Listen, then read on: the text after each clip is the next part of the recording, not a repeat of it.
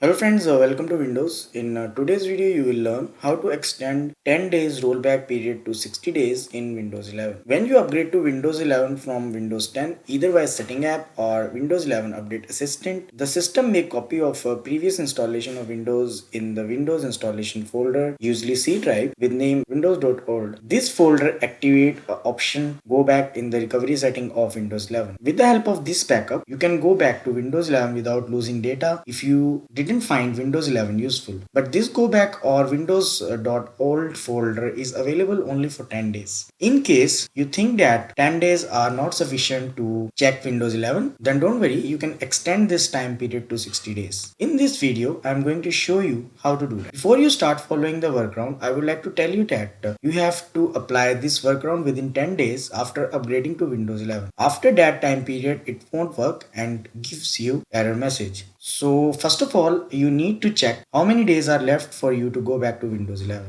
So here is how you can do that. Click on the search icon and type CMD.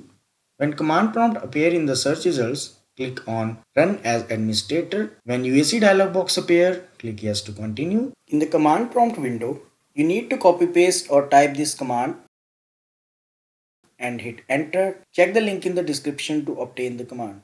Now you need to keep two things in mind. If you receive error code 87, then this error is mostly caused by incorrectly typed commands. In this situation, I suggest you to type the command manually. If you see error 1168 with message element not found, then this means the copy of earlier version of Windows, that is the windows.old folder in Windows 11 has been deleted. Not only you can't extend the rollback time period, but also you can't go back to Windows 10 via recovery options. In case you receive a count between 1 to 10, in my case it's 10, this means that I have 10 days remaining to extend the time period. If you made up to this part of video, then I presume that you have days remaining to extend rollback time period. So now it's time to extend the time period, and for that again you need to launch command prompt. Click on the search icon and type CMD. When command prompt appear in the search results, you need to click on Run as Administrator. When USD dialog box appear, click Yes to continue. Now here you need to type this command.